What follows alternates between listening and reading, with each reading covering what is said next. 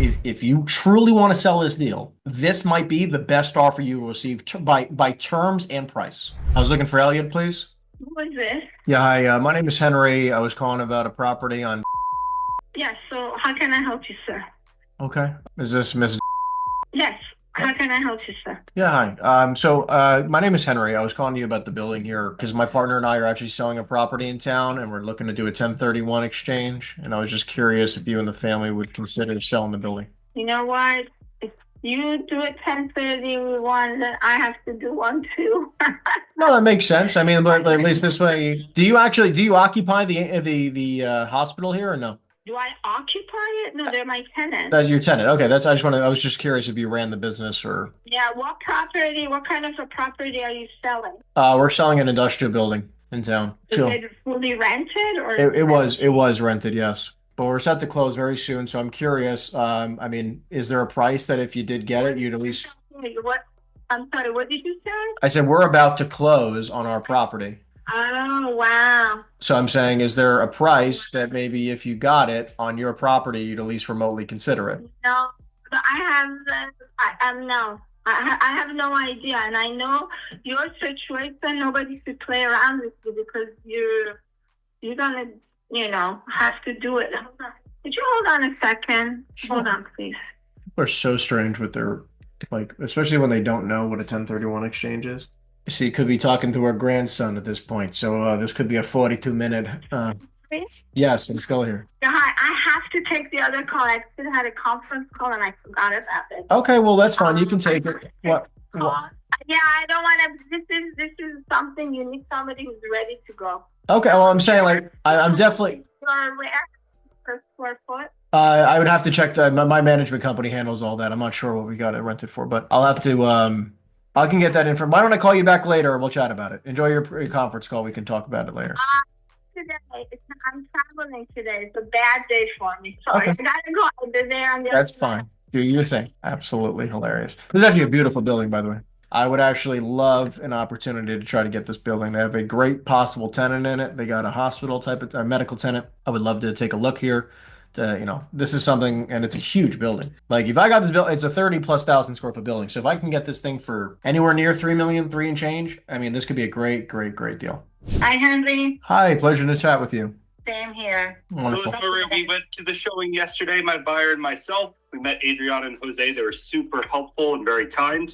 Nice. So thank you for sending them. They were an absolute pleasure. We got into 3 of the units. What unit? My client was pretty satisfied with the condition of the building. We ran through everything. We went up onto the roof. His point of contention on the roof was specifically that he thinks it might need to be redone within the next 5 to 10 years, but it's not a problem. His only main concern was the size of the units. I know you had pitched it to us as 3 bedrooms, but upon being there yesterday, it seems like legally it's probably 2 bedrooms, and that third room is a living space. And a little background on my client. So he owns 7 properties in Bayonne, 12. He owns 12 total, 7 in Bayonne. So he's very familiar with the area. He does a lot of work with Section 8. And he knows that Section 8 needs at least 2 bedrooms and a living space to be classified as a specific bedrooms. And with that being said, he thinks probably most of the rents currently are at market. So he doesn't see too much room moving forwards. And currently with his offer of $940 net to you, which he's still on board, still as is, 30-day close, we could close by mid-April. He doesn't really see himself coming up at all. And I just wanted to see if this is something you can consider. I mean, honestly, in this market, he's coming in at around a 6.5 cap, which is a fantastic offer. Most banks are not financing less than a 7 cap. I mean, is this something we can seriously have a conversation with? You say he doesn't go up on what? On 950, you said? Yeah, it'll be $940 net to you. Yeah. So basically, the contract's going to read $1 million. Our commission will be on there. You'll walk away after our compensation with $940 net to you. I will have to find out something with my lawyer because I need to find out a couple of things first. But no, actually, I was gonna go firm on 1.15, and that's it. I would let it go on a heartbeat. But 940, no. So again, remember the contract's $1 million, right? Like, so we got an offer at $1 million.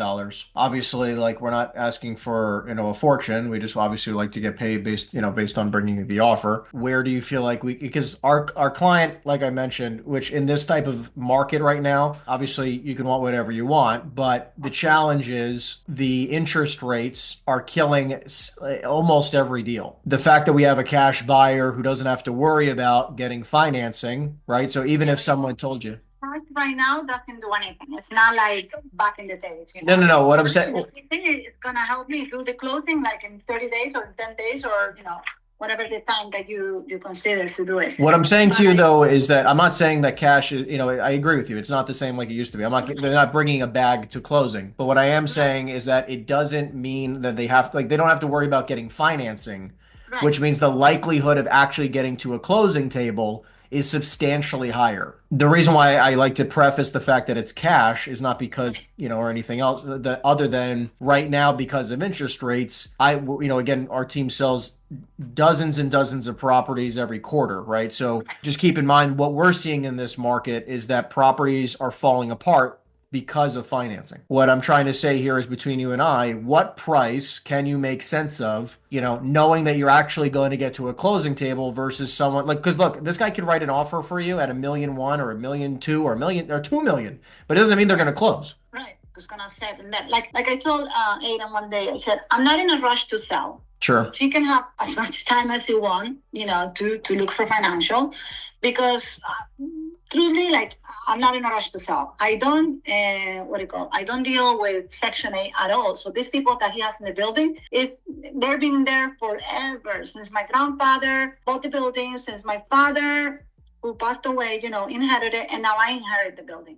It's nothing that the Section 8 doesn't mean anything to you. Don't worry about that. That doesn't change the deal. That doesn't change. But it's not a 3-bedroom apartment, right? I mean, like you have to have a living room. Living room, kitchen, and bathroom. Correct. Correct. Yep. Some people that I have, they use it as a 3-bedroom, and Sure. probably I bet that most of the tenants that I have, they will stay with him. He doesn't want to change any of the tenants. That's not the plan. He wants to keep everybody the same. I'm saying like he can raise the rent on them. Because they know that it's a month-to-month contract, and then for sure. The problem is that you're at market rent, right? Like, so it's not like you're at least close to market rent. Like, so it's not like we're going to be able to raise the rent to $500 a month. We're talking $50, $100. No, I know that. What I'm trying to say though is like, look, I'm actually, it's funny. Like, I also own a number of multifamily properties, and I'm in the same boat. I don't need to sell one of them, but my partner actually wants to sell it, so we're looking to sell it. The challenge though is that these types of properties are not trading for anything higher than really a 7.5 cap based off of current income. If you want more money, which you can have as much as you want, right? I respect that. We need to find a way to increase the income drastically on your building. And again, like, so if you want more money, let's raise the rents on your tenants, put them into, into a lease, or even keep them month to month, but you raise the rents. Okay. But if you raise the rents, then we can get you more money. But if based on an as-is sale, based on the current income and the current expenses, the building is going to sell for about $1 million. No, my final number is 1.1. That's it. Can I ask you how you came up with that number? I came up a long time ago when I had Mr. Herskovich, one of my friend's realtor buyer, wanted to buy that building. Yep. That was a few years ago when the interest rate probably was not that high. Yep. He also wanted to buy the bar next door. And the three of us had spoken about it. And I was in 1.2 at that time. So later already, I said, I want 1.2. My brother was like, Maria, bring it down a little bit, at least 1.15, just to get a little moving. And then I just took the house out of market. Yep. I had the house in the market for like not even 6 months. I had 2 okay offers. One was like 900 and with Jose Garta, and another one was with Mr. Herskovich, was like around 1 point something like that, 1.1 or something like that. Any reason why you didn't take the 1.1? 0.2. Then he was like, oh no, because if I buy the barn, I need to spend a lot of money. Blah, blah, blah. How long ago did you receive the 1 point whatever offer? 3 years ago. Okay. So just between you and I, during that period of time, 3 years ago, it was the greatest time in history to sell a property because interest rates were 2%. So to be honest with you, I would pay what I know for an absolute fact, I could get somebody, me and Aiden could get somebody right now, probably to pay you 1.2 million right now if interest rates were 2%, because they're not ever probably in our lifetimes going to be that rate again, considering we went through a pandemic and that was the only reason why they had to drop rates to that extent. The fact that where we are with rates now, the only way that you're going to see that type of number again is only if you do one thing, which is increase the income, or you'll never sell this building. Or I'll keep it to myself. Yeah, which look, I'm not saying don't keep it, right? Like I definitely believe in keeping real estate, right? Like at the same time, if you're considering selling, somewhere between 900 and about $1 million is where just about every single offer is going to be based on interest rates today, which don't seem to be going down anytime soon. Right. You know, right. Look, I'm talking to you like a friend here. I don't look, it doesn't change my life if you sell this building, but I want to guide you in the right direction. If you want to sell it, right now it's between 900 and $1 million.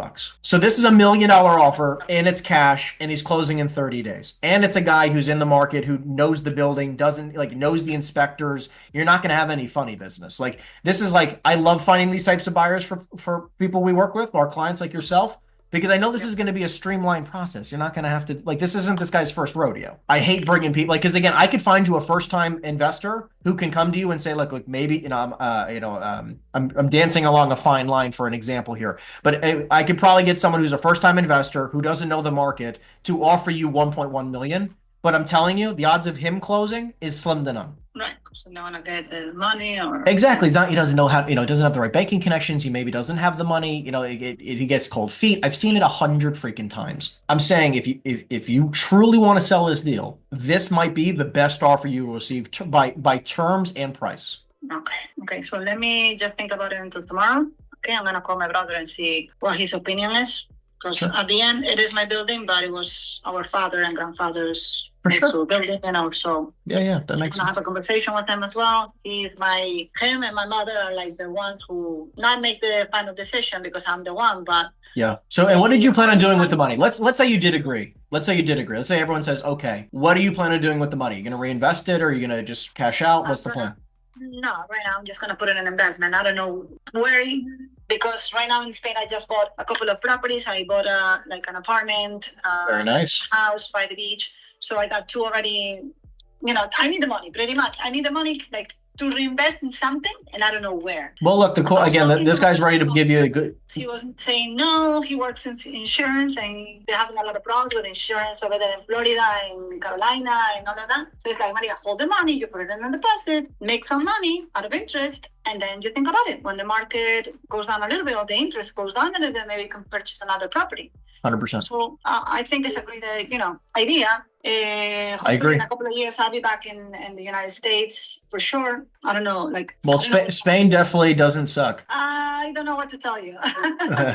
The government that we have here is it's wrong. It's disgusting right now. Also, I definitely understand it. Country, we have a little bit of everything. Yeah, I love traveling to Spain. It's a beautiful place. It is. I'm in the north of Spain, right on the north of Portugal. Okay, very nice. And, it's beautiful too. We have the best wine and the best seafood and the best meat. That's right. But it's very different. So in a couple of years, I'm looking to go back and stay in the United States again. I have a house in Bayonne, and probably I'll be looking to buy a house out of Bayonne, single family. Because I have a 14-year-old planning to go back over there and do the high school and university and all of that. I'm here because my father passed away and I had to take care of my mother. So my mother decided to come back to Spain and, be here pretty much. So now here I got a little ill. So I said, all right, you know what? Just stay here for a few years and then I'll go back. And it's been 7 years right now. I cannot be doing this every 3 months, going to the United States every 4 months, every 6 months. Yeah. We have to decide, at one point, right now she can walk alone, she's traveling Europe and she's doing all these great things with her cousins. But for me, it's been very difficult because I just flew into the United States last week, 2 weeks ago, only for 10 days to do my taxes and back again Sabbath, So it's like, it's hard. It's hard, this life. I get it. Well, look, this might be just one way to at least give you a little breathing room, right? And so that's what my mother says. Listen, you got 6 houses, honey. So let that one go. And it's hard for me because it's my, it was my grandfather and my father. I'm not going to lie to you. I have more emotional attached to the houses than anything else. I get it. My brother is like, listen, close your eyes.